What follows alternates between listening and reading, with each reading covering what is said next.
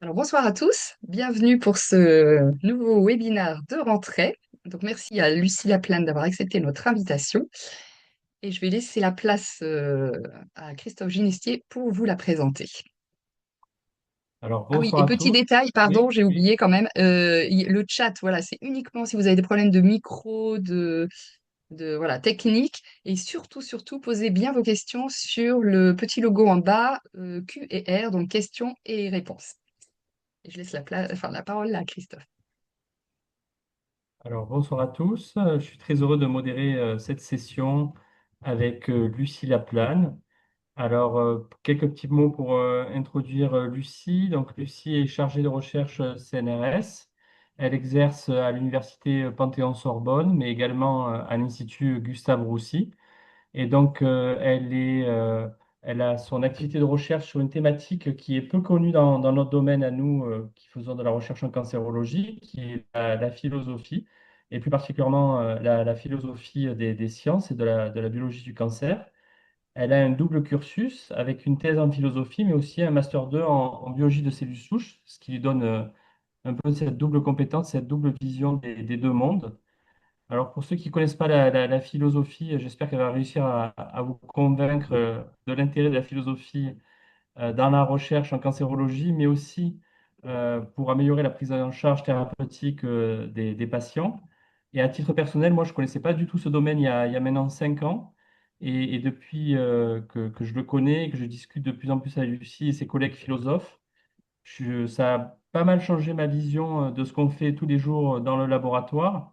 Et ça nous montre comment des fois, c'est important de bien comprendre les concepts qu'on manipule et d'avoir à mettre les bons mots sur les bons concepts. Et j'espère qu'elle va vous en convaincre. C'est pas une tâche facile. Voilà, donc je te laisse la place, Lucie. Merci Christophe et merci pour à la Société française du cancer de m'inviter à faire ce webinaire. Je vais partager mon écran. Donc, pendant que tu partages, je répète pour ceux qui viennent d'arriver, n'hésitez pas à mettre vos questions dans la section Q et R. Et ensuite, je les reprendrai à la fin du webinaire pour tous ceux qui veulent avoir des questions. Voilà. Aujourd'hui, je vais vous parler du concept de clone en oncologie et avant de rentrer la présentation, je voudrais commencer par dire qu'une grande partie de ce que je vais présenter a été fait dans le contexte d'une collaboration avec Carlo Mallet, qui est un spécialiste de l'évolution clonale. Donc, il pourrait presque être considéré comme un co-présenteur de cette présentation. Euh, et puisque j'imagine qu'un certain nombre d'entre vous ne sont pas familiers avec la philosophie, je vais commencer par dire ce que la philosophie de la biologie n'est pas, en l'illustrant avec cette blague à vrai dire, dont je me lasse pas. Donc ça, on voit un homme en train de faire une crise cardiaque, la femme cherche un docteur, elle tombe sur un docteur en philosophie qui pose la question, mais n'a-t-il jamais vraiment vécu? Et souvent, on a cette représentation de la philosophie et des philosophes qui poseraient des grandes questions, euh, peut-être intéressantes, mais en général pas vraiment pertinentes pour les enjeux pratiques concrets. En philosophie de la biologie, on essaye d'éviter ce genre de situation et au contraire, on essaye de faire euh, un travail qui aura des conséquences pratiques pour la biologie. Et le genre de choses qu'on fait, c'est principalement d'étudier les modèles, les théories et les concepts de la biologie. Pourquoi ça nous semble important? Parce que les concepts, en fait, c'est les outils de la pensée. C'est toujours mieux d'être bien outillé. Alors, c'est pas, en fait, c'est pas toujours mieux. C'est-à-dire qu'il y a des situations où les concepts flous, c'est pas un problème. Et ça, on pourrait considérer que c'est des concepts de type fourchette, par exemple. Si vous avez besoin d'une fourchette, vous ouvrez votre tiroir, vous prenez n'importe quelle fourchette et en général, elle fera le boulot. Par contre, si vous avez besoin d'un couteau, en général, vous n'allez pas vous lancer dans votre steak avec un couteau à beurre. Il y a des activités pour lesquelles vous avez besoin de couteaux spécifiques. Et quand il est bien aiguisé, ça fonctionne en général beaucoup mieux. Et donc, nous, en philosophie, on cherche à identifier les concepts de type couteau et ensuite, on cherche à aiguiser et améliorer ces couteaux. Dans la présentation d'aujourd'hui, ce qui va m'intéresser, c'est le modèle de l'évolution clonale. Euh, c'est lié au fait que on sait maintenant que non seulement les cancers sont tous uniques, c'est-à-dire que les tumeurs de chaque patient sont uniques, mais on sait aussi que ces tumeurs sont composées de cellules diversifiées. Et cette diversité, en plus, évolue au cours du temps. Et donc, ça, c'est un problème majeur pour le traitement des cancers, parce que c'est très difficile de trouver des traitements qui sont efficaces sur la totalité de toutes ces cellules cancéreuses. Et aujourd'hui, un des modèles principaux pour l'étude de cette diversité des cellules cancéreuses, c'est le modèle de l'évolution clonale que j'illustre ici. Ce modèle, il est directement issu de la théorie de l'évolution de Darwin. Et il fonctionne, j'ai un peu un écho, non? Ça va, parfait. Ok. Et il fonctionne avec l'idée suivante, les cellules cancéreuses acquièrent des mutations au cours du temps. Donc ces mutations, ça aboutit à une diversification parmi les cellules cancéreuses. Euh, et Parmi ces mutations, certaines vont changer le comportement des cellules. Et ce qu'on voit illustré ici, c'est que certaines cellules, du fait de leur mutation, vont être mieux adaptées à certains écosystèmes. Par exemple, ici, les cellules rouges sont mieux adaptées à l'écosystème 3, et les cellules rouges foncées sont celles qui vont résister au traitement. Dans ce modèle, le concept de clone est vraiment un élément clé du modèle. Euh, Qu'est-ce que c'est que le clone dans ce modèle? Ici, il est représenté par des cellules de différentes couleurs, et ces couleurs dépendent du génotype des cellules, c'est-à-dire des mutations, et plus précisément des mutations driver. Mais je reviendrai sur ce détail un peu plus tard. Euh, donc le clone, de manière générale, c'est considéré comme une population de cellules qui a un ensemble de propriétés communes qui sont héritées. En général, c'est les mutations, mais il y a d'autres possibilités qu'on discutera. Ce concept de clone, il n'est pas juste graphique, en fait, il a des utilités pour la clinique et notamment il est utilisé pour examiner les dynamiques évolutives. Donc l'idée, c'est qu'on regarde une tumeur et on la séquence, on voit que différentes cellules ont différentes mutations. Et sur cette base-là, on peut par exemple retracer l'histoire évolutive des cellules parce que on considère que ces mutations ont été héritées d'un ancêtre commun. Et ça, c'est utile parce que ça permet, par exemple, de discriminer les mutations qui sont arrivées précocement et qui sont donc présentes dans l'ensemble des cellules cancéreuses et les mutations qui sont arrivées tardivement et qui sont donc présentes que dans un clone ou sous-clone. Euh, et les deux types de mutations sont importantes, puisque les mutations qui sont présentes dans l'ensemble des cellules cancéreuses, c'est en général les mutations qu'on va chercher à cibler, en espérant que du coup, ça va permettre d'éliminer toutes les cellules cancéreuses. Mais les mutations qui sont présentes seulement dans une sous-population de cellules cancéreuses, c'est souvent celles qui entraînent les rechutes. Et un exemple qui sera assez familier des médecins, c'est la mutation EGFR T790M qui confère de la résistance aux inhibiteurs de mutation EGFR. D'autre part, ce concept de clone, il sert aussi à mesurer l'hétérogénéité intratumorale, c'est-à-dire qu'il permet de compter combien on a de populations différentes dans une tumeur. Et compter le nombre de populations différentes dans la tumeur a des intérêts, notamment parce qu'il a été montré à plusieurs reprises qu'il pouvait être en lien avec des pronostics différents et la stratification de risque. Donc là, par exemple, je prends l'exemple d'un des premiers papiers de Carlo Mallet où ils avaient montré que dans l'œsophage de Barrett, quand il y a, qui est une pathologie pré-maligne, quand il y a un nombre de clones plus élevé, c'est associé avec un risque accru de transformation vers un adénocarcinome. Et puis un exemple plus récent, là, c'est un travail de Raphaël Itzigson sur la leucémie aiguë myéloïde, où il a montré que la coexistence de deux clones de signalisation était plus délétère que l'existence d'un seul clone de signalisation. Et ça, tout ça, ça repose sur le fait de compter les clones. Euh, Ce concept de clone, néanmoins, il n'est pas neutre et il vient chargé d'une représentation qui est proche de ce que j'illustre ici, c'est-à-dire on considère que les clones sont des copies conformes, des exemplaires d'une même chose. Et donc, quand on regroupe les cellules cancéreuses dans des clones, euh, on considère que les cellules d'un clone sont voilà, des exemplaires d'un même type. Donc ça veut dire que quand on, cette schématisation-là, par exemple, on considère qu'il y a dans cette tumeur trois types de populations distinctes, les cellules bleues, les blanches et les vertes, chacune étant unique, mais chacune étant homogène aussi. C'est-à-dire que toutes les cellules vertes sont considérées comme étant d'un même type. Or ça repose sur une certaine abstraction. Donc vous êtes peut-être familier de ce dessin. Certains parmi vous y verront plutôt un canard, d'autres un lapin.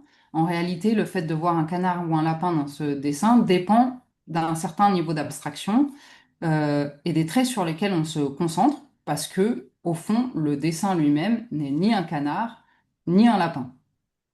De la même manière, quand on regroupe les cellules en clone, on fait une abstraction de ce type. En réalité, les cellules, si on les regardait plus en détail, elles sont toutes uniques. Mais l'objectif du modèle de l'évolution clonale et de ce concept de clone, c'est, parmi toute cette diversité, d'abstraire vraiment les caractéristiques qui sont importantes pour comprendre l'évolution des cellules cancéreuses et de laisser de côté les formes de diversité qui sont pas vraiment pertinentes et qui vont être considérées comme du bruit.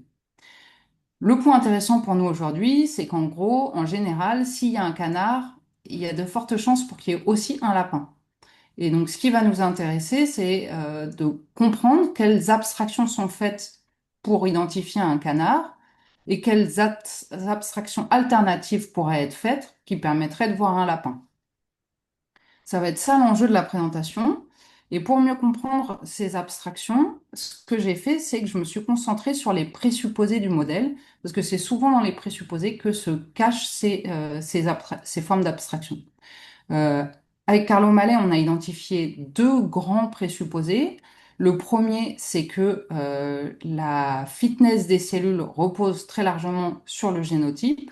Et le second, c'est que l'évolution des cellules cancéreuses, c'est une évolution d'un lignage de cellules cancéreuses qui forme un arbre branché. Donc dans cette présentation, je vais m'attaquer à ces deux présupposés et je vais en montrer les limites. Et puis je finirai en élaborant quelques solutions en guise de conclusion et perspective. J'indique dès à présent que je vais passer beaucoup plus de temps sur le premier présupposé et moins sur le second. Et ça, c'est symbolique de l'état actuel de ma recherche, c'est-à-dire que j'ai travaillé plus sur le premier présupposé, tandis que sur le second, il y a encore pas mal de boulot à faire. Donc j'ai peu à dire pour le moment. Je commence par le premier présupposé, je vais l'expliquer. La fitness, d'abord, c'est le succès reproductif des cellules. Euh, donc, c'est la capacité des cellules à se reproduire. Et donc, ce présupposé, il considère que cette capacité, ce succès reproductif des cellules, il est imputable au génotype. Il dépend du génotype des cellules. Et c'est assez clair dans ce schéma. Donc, on voit que, par exemple, les cellules qui sont rouges, elles ont une meilleure survie dans les métastases qui sont localisées dans l'écosystème 3. De la même manière, on voit que les cellules rouges foncées sont celles qui survivent mieux en cas de traitement. Et donc, dans ce modèle, on impute la résistance au traitement ici, par exemple, au fait que les cellules rouge foncé ont un génotype rouge foncé. C'est ça le présupposé. Avant de rentrer dans les détails analytiques de ce présupposé, je voudrais faire un rappel. On considère aujourd'hui qu'il y a trois grandes conditions pour qu'il puisse y avoir de l'évolution par sélection naturelle. D'abord, il faut qu'il y ait de la variation. Ben, ça, c'est un peu logiquement trivial. S'il y a pas de, si tous les individus d'une population sont strictement identiques, ben, il peut pas y avoir d'évolution. Ensuite, il faut que il faut que ces variations soient héritables. Donc ça veut dire parmi toutes les variations qu'on trouve chez les individus dans une population, seules celles qui sont héritables peuvent être sujets à évolution par sélection naturelle. Et ça, c'est un point qui est vraiment très important pour le modèle de l'évolution clonale. Donc, héritable, qu'est-ce que ça veut dire? Ça veut dire que si on part d'une population avec une cellule rouge et une cellule jaune, lors de la division, la propriété jaune et les propriétés rouges vont être héritées par les cellules filles. Ce qui veut dire que si on élimine les cellules jaunes, par exemple dans une population de cellules cancéreuses, ce qui va se passer, c'est que seules les cellules rouges survivront et donc la population sera ensuite entièrement composée de cellules rouges et jamais de cellules jaunes. À l'inverse, si les propriétés d'être rouge et jaune ne sont pas héritables et que toute cellule peut devenir rouge ou jaune, alors si on élimine les cellules jaunes, ce qui va se passer, c'est que au cours des divisions suivantes, on va voir réémerger des cellules de type rouge et des cellules de type jaune. Dans ce cas dans ce contexte-là, le modèle de l'évolution clonale est peu pertinent parce qu'il ne permet pas d'être prédictif sur la façon dont les cellules cancéreuses vont évoluer. Donc le modèle de l'évolution clonale, il se concentre principalement sur le premier scénario, c'est-à-dire sur les cas où les propriétés phénotypiques les variations phénotypiques sont héritables.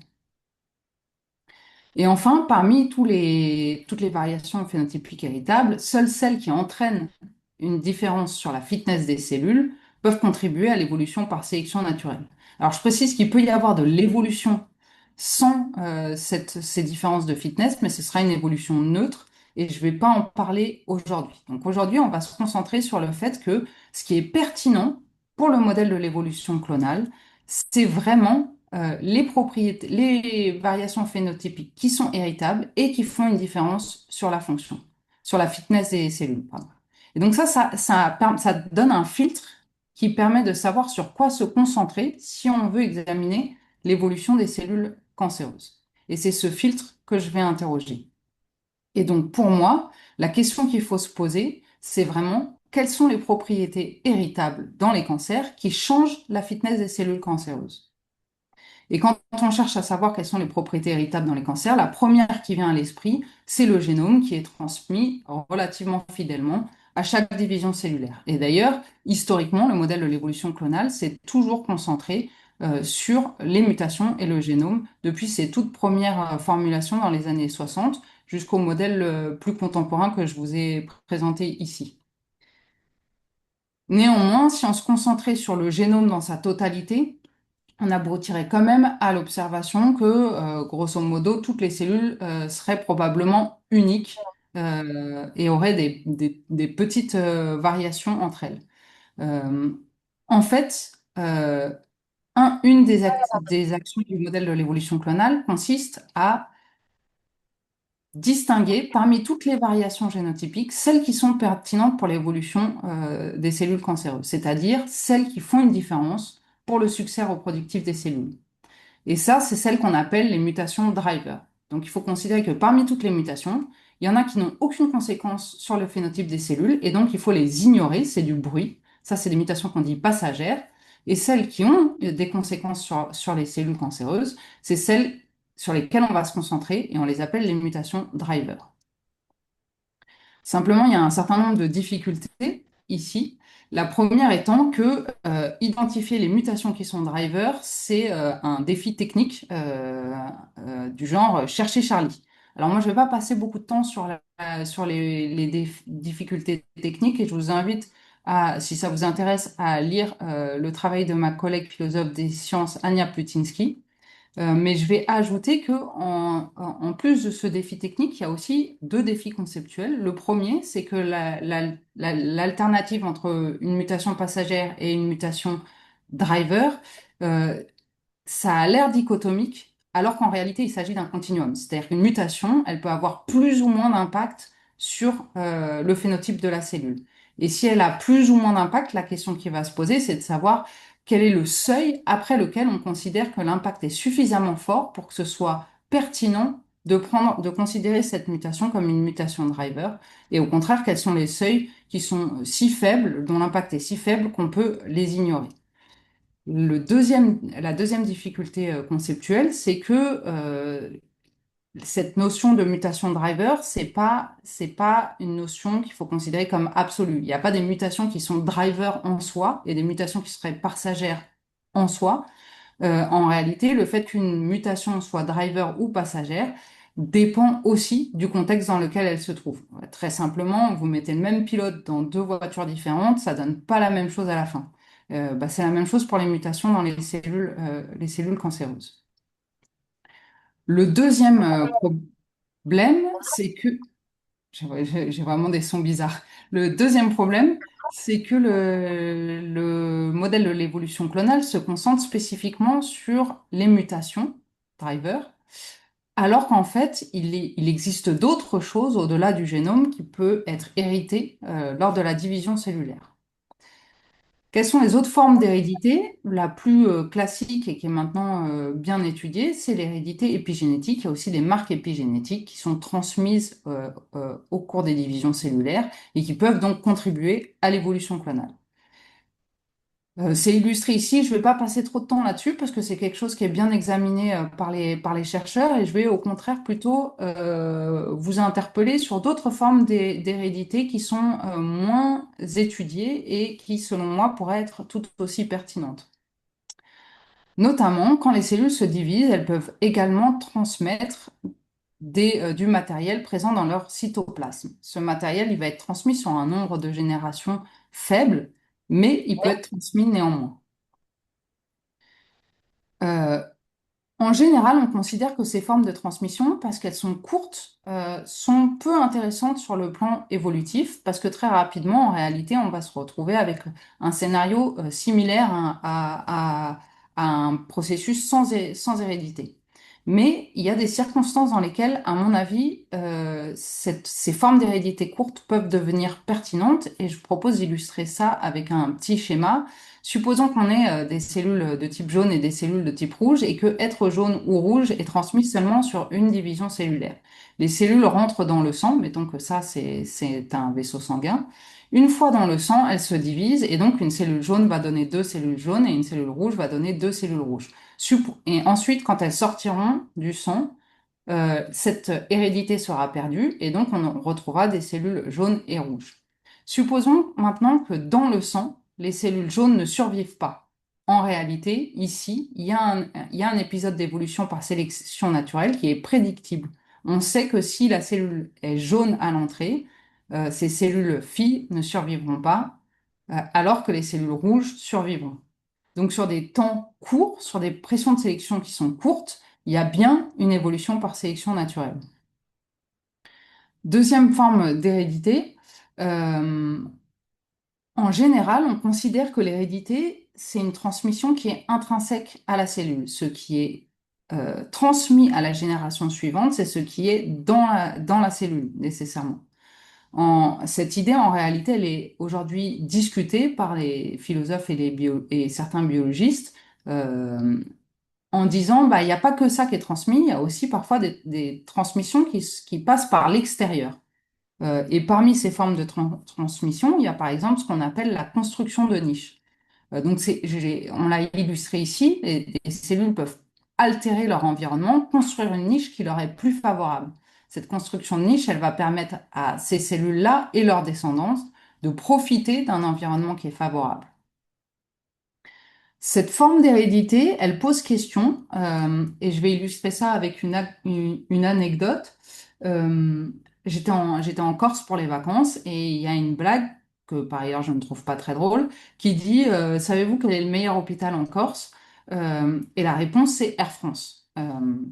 Et cette blague, elle illustre que la survie, ça dépend pas que du matériel du code génétique, mais ça dépend aussi un peu du code postal. Et c'est quelque chose qui est bien connu que l'égalité d'accès aux soins, ça joue dans la survie. Et là, la question qui se pose, c'est ce code postal, est-ce qu'on peut considérer qu'il est hérité ou pas? Bah, ça dépend. En fait, si vous restez vivre dans le même habitat que vos parents, vous héritez du code postal en même temps. Si vous vous déplacez, en revanche, vous n'en héritez pas. À l'inverse, vous pouvez vous déplacer vers un nouvel environnement. Ce qui va être pertinent pour le modèle de l'évolution clonale, c'est les phénomènes où le code postal est transmis. C'est-à-dire, si les cellules ne se déplacent pas, alors elles héritent aussi de l'environnement construit par les cellules mères. Et dans ce cas-là, il n'y a pas de raison, je reste là, dans ce cas-là, il n'y a pas de raison de distinguer l'hérédité extrinsèque de l'hérédité intrinsèque. Donc, on pourrait considérer que dans l'évolution des cellules cancéreuses, il y a au moins trois formes d'hérédité qui se jouent sur des périodes de temps plus ou moins longues, des formes d'hérédité très courtes, des formes d'hérédité un peu plus longues et qui sont conditionnées au fait que les lignées restent dans le même environnement, et puis l'hérédité plus classique génétique qui se joue sur le long terme. Dans un contexte où on s'intéresse à des processus évolutifs sur le long terme, alors en effet, l'hérédité de niche et l'hérédité court terme par exemple, de matériel cytoplasmique sont peu relevantes. Elles auront des effets qui vont être effacés sur la durée, et donc c'est logique de se concentrer plutôt sur des traits génétiques et épigénétiques. Mais dès lors qu'il y aurait des pressions de sélection plus courtes, voire même très courtes, là, l'ensemble de ces types d'hérédité peut avoir un impact sur l'évolution par sélection naturelle. Et là, il n'y a aucune raison de considérer qu'il y a une forme d'hérédité qui serait plus importante qu'une autre. Donc, si je prends en compte l'ensemble des critiques que je viens de faire, il y a deux formes d'abstraction en réalité qui posent problème dans le modèle de l'évolution clonale. La première se joue dans le fait de réduire l'hérédité au génome, et la seconde se joue dans la dichotomisation entre les mutations dites driver et les mutations dites passagères. Cela me conduit à proposer de réviser le présupposé numéro un. Ce présupposé, donc je le rappelle, c'était l'idée que la fitness des cellules cancéreuses repose largement sur le génotype. Et la version révisée, prenant en compte les critiques que j'ai faites, ce serait de dire que la fitness repose sur des traits héritables, en prenant en compte le fait que l'hérédité, elle peut être également de type plus courte et, dans certains contextes, passer par des processus externes. Je précise néanmoins que dans cette première partie, j'ai remis en cause l'identification des clones, c'est-à-dire comment délimiter le périmètre des clones. Mais je n'ai pas remis en question le fait que les clones existent. C'est-à-dire que je n'ai pas remis en question l'idée qu'il y aurait différentes populations de cellules qui ont des phénotypes différents parce qu'ils appartiennent à des lignages cellulaires différents.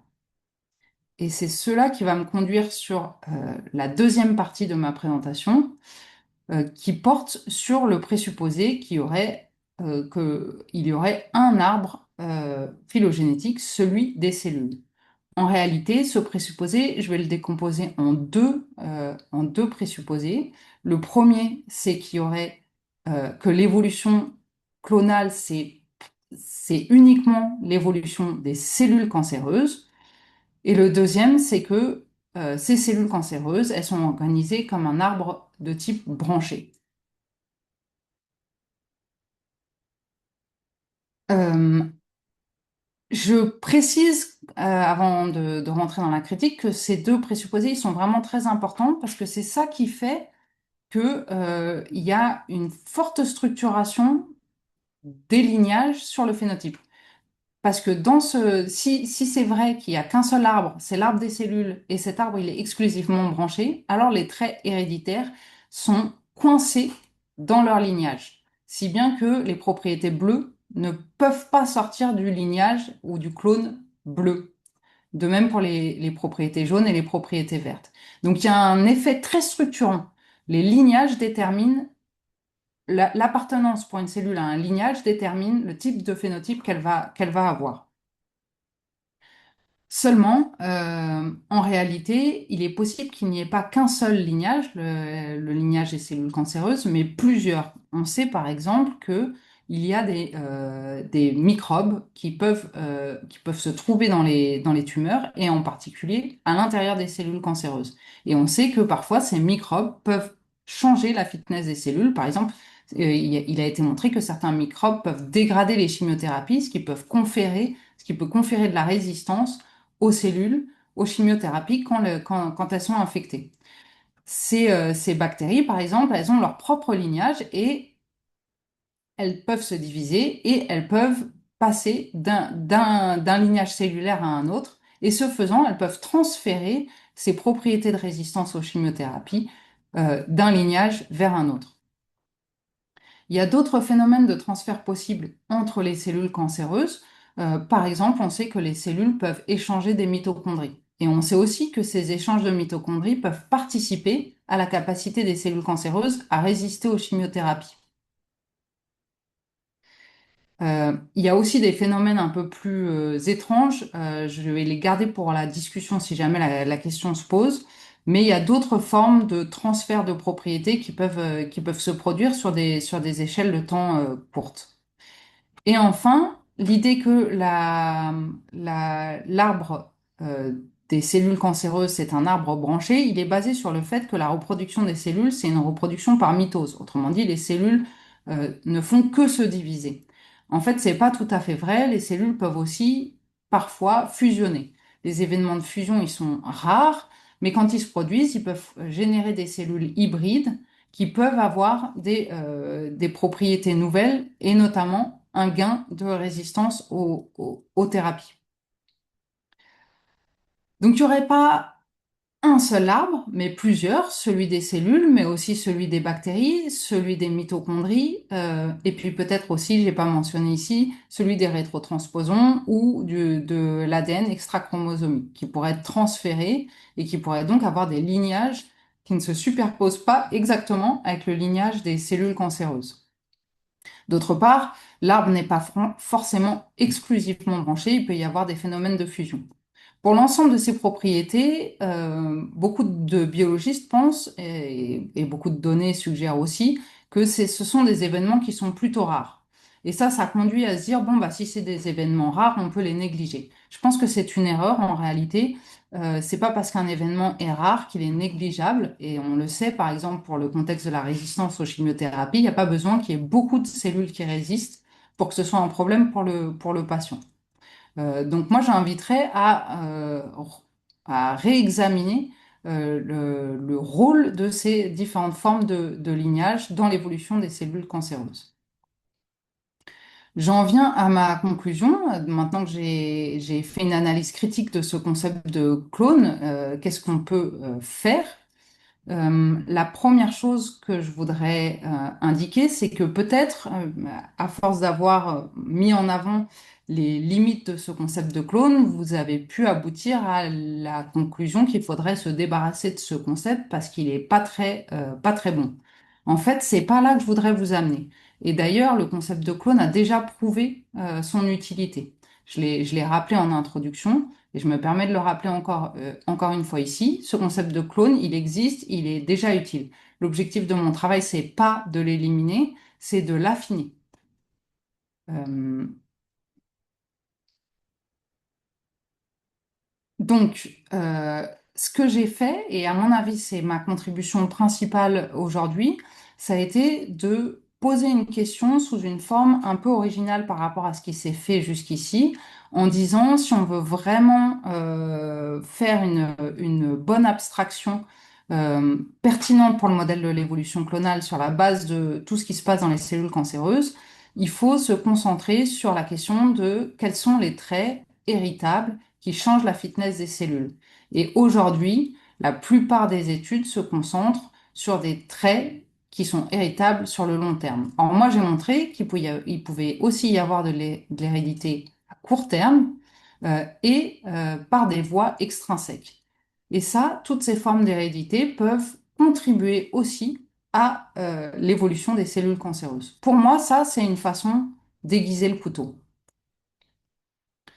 De la même manière, j'ai remis en question le présupposé qu'il n'y aurait qu'un seul arbre des cellules cancéreuses. j'en conclus pas qu'il faudrait abandonner l'idée que les lignages jouent un rôle dans l'évolution des cellules cancéreuses. Au contraire, je pense plutôt qu'il faudrait examiner la possibilité d'avoir une vision pluraliste, au sein de laquelle plusieurs lignages ont des effets. Je pourrais aussi m'aventurer à proposer une révision dans la définition du clone. Donc, j'ai démarré en disant que les clones, en général, c'était défini comme des populations de cellules cancéreuses qui ont les mêmes propriétés parce qu'elles les ont héritées d'un ancêtre commun. Je pourrais proposer, au vu des critiques que j'ai faites, de définir les clones comme des populations de cellules cancéreuses qui se ressemblent en vertu de leurs propriétés héritables, avec l'idée que ces propriétés héréditaires peuvent être intrinsèques ou extrinsèques, et elles peuvent être héréditaires sur des temps courts ou des temps longs.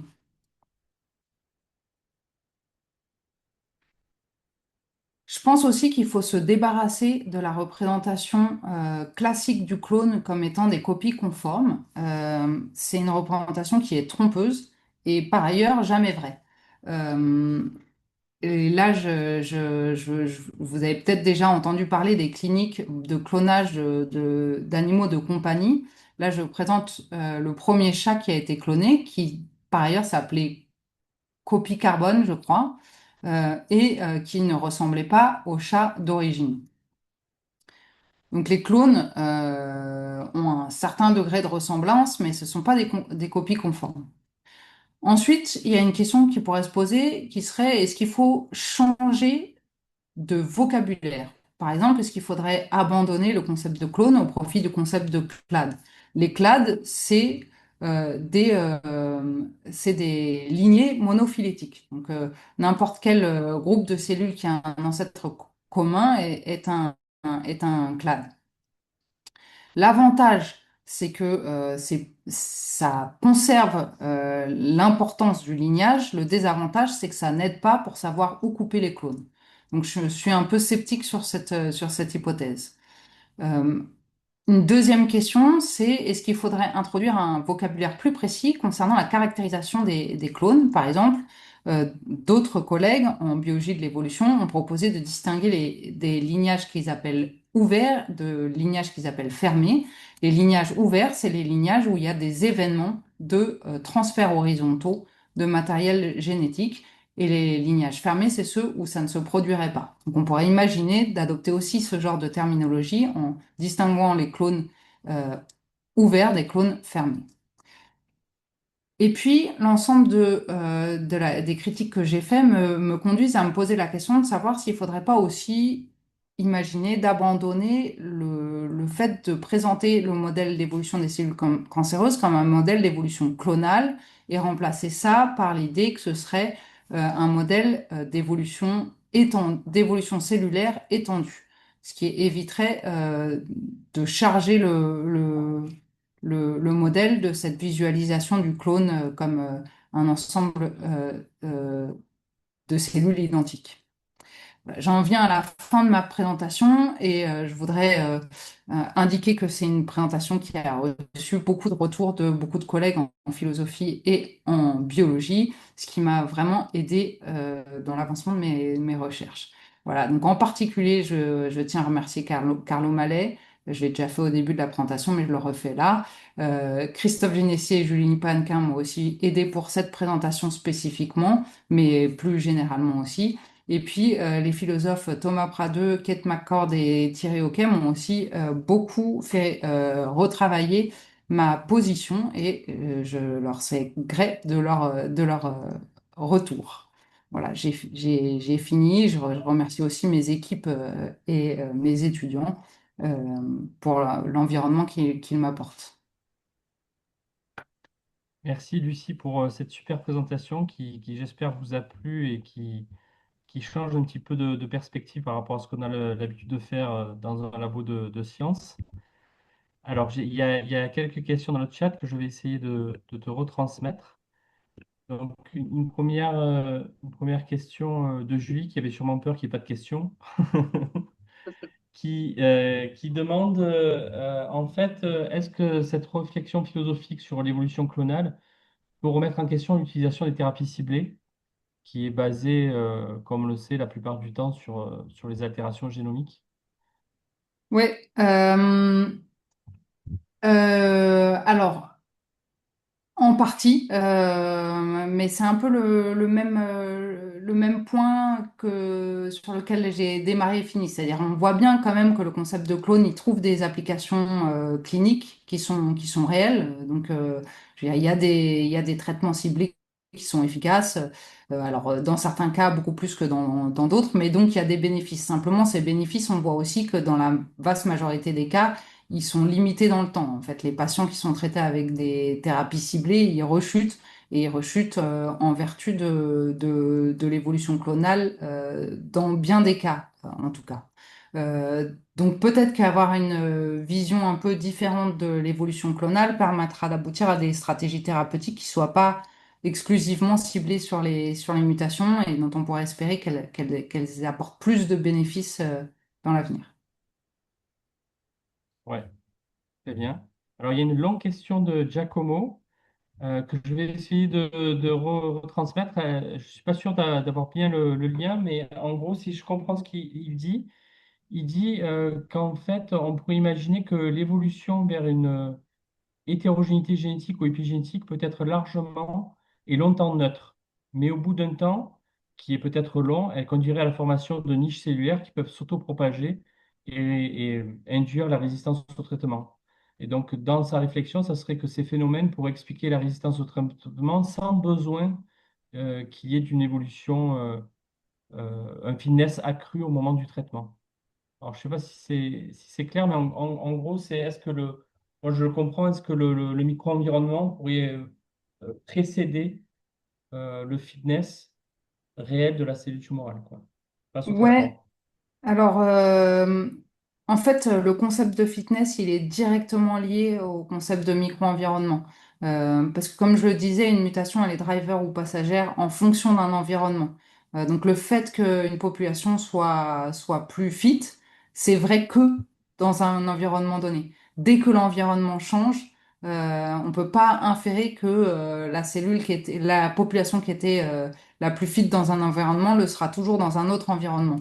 Euh, donc l'environnement, je ne sais pas si on peut dire, après il y a question de si ça précède ou pas, mais en tout cas il y a pas de conceptualisation possible de l'évolution clonale qui fait fi de la diversité des environnements.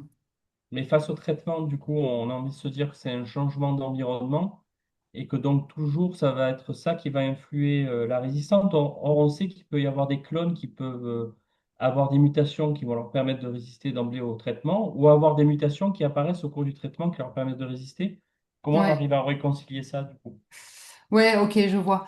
Euh, oui, tu peux avoir des clones qui vont résister au traitement du fait Alors, je ne sais pas si ça répond à la question, mais moi, je dirais, dans la présentation que j'ai faite, avec cette notion de construction de niche, tu pourrais imaginer que, par exemple, si un clone survit, c'est pas vraiment spécifiquement en vertu des mutations qu'il a, mais c'est plutôt en vertu du fait qu'il a construit une niche qui lui confère cette résistance.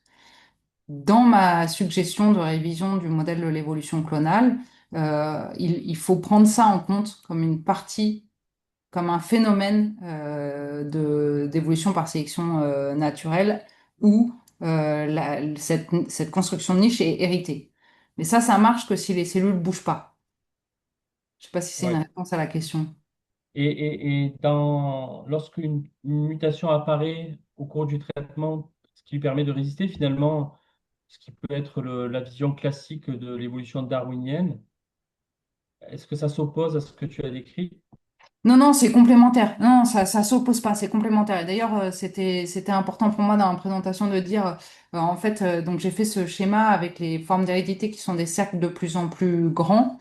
Dans tous les cas, les propriétés intrinsèques classiques des mutations peuvent opérer et jouer leur rôle. C'est juste qu'il y en a d'autres qui peuvent aussi jouer des rôles tout aussi pertinents. Et maintenant, voilà, je rappelle quand même qu'une mutation, elle est pas driver en soi. Et donc, bah, par exemple, il y a plein de mutations qui confèrent de la résistance au traitement qui sont par ailleurs plutôt délétères sur la fitness des cellules. Donc des Tout cellules à qui fait. sont pas fit avant traitement peuvent se retrouver à être très fit une fois que le traitement est amorcé, Mm. en Et ayant ce que tu as exactement le même décrit, génotype. ouais, ce que tu as décrit, pour les plus spécialistes, c'est ce qui correspond à ce qui est appelé darwinisme contre néo-darwinisme ou c'est encore une autre version? Disons que c'est alors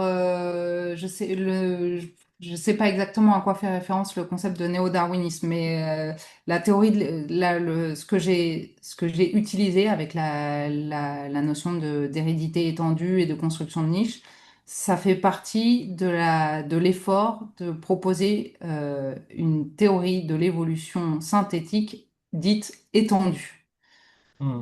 Ok. Euh, et donc, en biologie de l'évolution, il y a plusieurs chercheurs qui luttent pour dire, bah, en fait, la théorie darwinienne classique, elle est trop restrictive et il y a beaucoup d'autres processus qui peuvent contribuer à l'évolution des espèces. Et en fait, cette discussion, elle s'appliquerait assez bien aux cellules cancéreuses.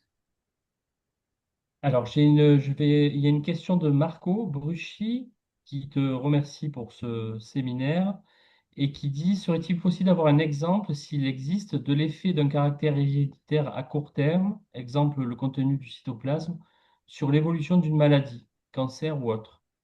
J'aurai un article à vous transmettre paru il y a quelques années sur la maladie sur laquelle on travaille dans l'équipe de Jacques Grill et David Castel, les DMG, qui me paraît très pertinent. Bah oui, envoyez-moi l'article. Alors, j'ai pas d'exemple expérimental précis à donner sur cette question d'hérédité plus courte, puisque elle est très largement ignorée actuellement. Mais on sait quand même qu'il y a des éléments dans le cytoplasme qui ont une durée de vie qui est supérieure à la durée de vie de la cellule. Et quand cette durée de vie se maintient sur au moins la durée de vie de deux générations de cellules, c'est les propriétés qui vont avec ces entités sont héritées. Donc on peut imaginer, je sais pas, des micro-ARN interférents qui modulent l'expression de certains gènes qui sont particulièrement relevants pour la migration dans le sang. Euh, et ben dans ce cas-là, le fait que la cellule mère soit dotée ou pas de ces micro-ARN va être déterminant sur la capacité des cellules filles à se maintenir vivantes dans le sang. Et c'est pas très important que ces propriétés soient maintenues sur de nombreuses générations. La seule chose qui compte, c'est que la cellule reste vivante pendant la période de temps où elle est en migration dans le sang. À partir du moment où elle sort et qu'elle n'a plus cette pression de sélection spécifique qu'elle peut avoir dans le sang, l'hérédité n'a plus besoin d'être maintenue. Ok. Alors, il y a encore une question de Julie, mais peut-être que je vais étayer. C'est une question que j'avais moi aussi. Quand tu présentes ton regard sur l'arbre clonal, il y a quelque chose que tu évoques pas, c'est les phénomènes de transdifférenciation qui sont là, pour le coup, qui pourraient permettre de passer d'un état transcriptionnel d'un lignage à un autre, qui casserait un petit peu cette notion d'arborescence que tu n'as pas évoquée. Mm. Et du coup, pourquoi tu l'as pas évoqué? Et est-ce que tu penses que ces phénomènes de transdifférenciation, on pourrait les utiliser pour les thérapies de type homogénéisation d'état transcriptionnel, peu importe de quel lignage on vient, pour essayer de faciliter la réponse à un traitement, par exemple? Ouais. Alors, la raison pour laquelle j'ai pas mentionné ces phénomènes, c'est que euh, très largement, très grossièrement, on va dire, c'est des phénomènes qui limitent la pertinence du modèle d'évolution clonale. Donc pour moi, dans ma présentation, c'était la partie où j'ai dit, voilà, bah, si n'importe quelle cellule peut devenir rouge ou jaune, bah, en fait, le modèle de l'évolution clonale, il peut rien prédire. Et l'évolution par sélection naturelle ne peut pas construire. Donc en gros, c'est vrai. Dans le détail, ça peut être un peu faux parce que la plasticité peut être plus ou moins dépendante des clones. Il peut y avoir des clones qui sont plus plastiques que d'autres. Donc il peut y avoir des traits héréditaires qui font que certaines cellules vont être plus plastiques. Mais sinon, si je prends les choses assez simplement et assez grossièrement, grosso modo, la plasticité cellulaire, c'est un phénomène qui remet en question la pertinence du modèle de l'évolution clonale. Et donc moi, je me suis intéressée à ce qui est pertinent dans le contexte de l'évolution clonale.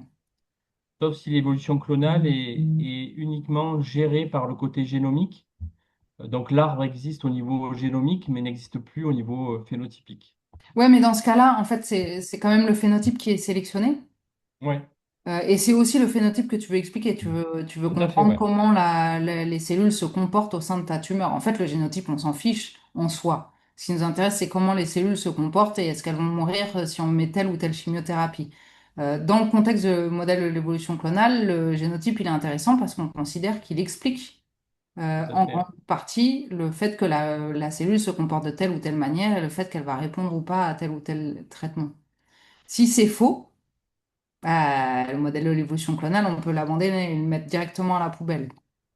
Donc moi, je pense qu'on est dans un intermédiaire où il y a de la plasticité cellulaire, puis il y a aussi une grosse partie du phénotype qui est dépendant des propriétés héréditaires. Mais en fait, cette partie-là, elle est beaucoup plus grosse si on prend en compte des phénomènes héréditaires plus vastes. Si on se contente de regarder juste les mutations driver, ben en fait, ça explique une partie assez faible du phénotype de la cellule. Hmm. Tout à fait. Alors, il y a une question d'Adrienne de Blander qui d'après moi, est en direct lien avec ce que tu viens de dire, qui te remercie pour cette présentation et qui dit, est-ce qu'une irritabilité courte n'est-elle pas finalement un avantage majeur populationnel à la différence d'une mutation, car permettant beaucoup plus de plasticité, donc on revient sur cette notion. Comment maîtriser alors la plasticité induite par l'irritabilité de court terme? Ouais, bah, c'est une excellente question. Donc effectivement, ça peut être très avantageux pour les cellules d'avoir des phénomènes d'hérédité courts et des phénomènes d'hérédité longs.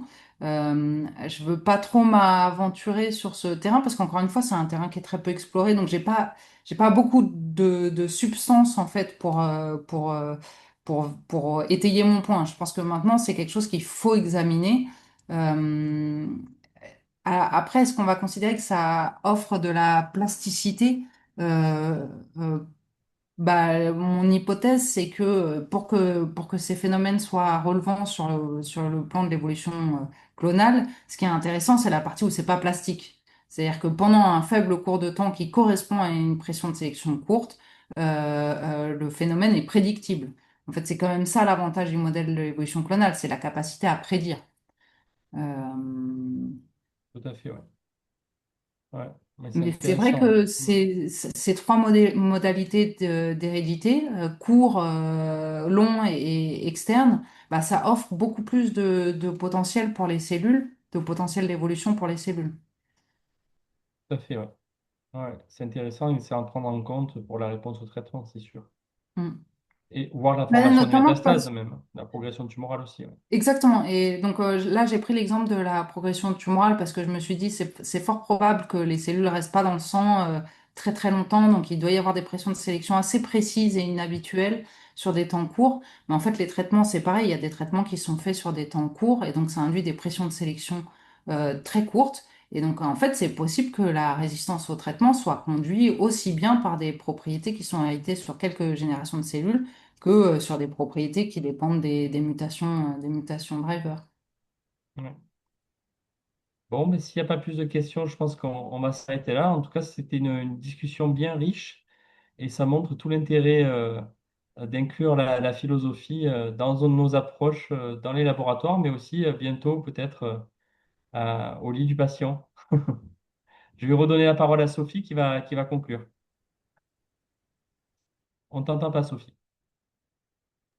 Pardon, je rétablis le son parce qu'il paraît que ça faisait des petits bruits. Donc un grand merci à tous les deux. Là, normalement, vous devez voir en partage là, le programme 2025 et 2026 pour tous les webinaires donc, qui ont été fixés. Et donc, le prochain, ce sera dans exactement 4 semaines, le jeudi 9 octobre, par le docteur Frédéric Saltel. Il sera modéré par Julie Panequin, qui est en ligne là aussi, sur la stratification des patients basée sur une signature protéomique pour la prédiction de la réponse au traitement dans le carcinome hépatocellulaire.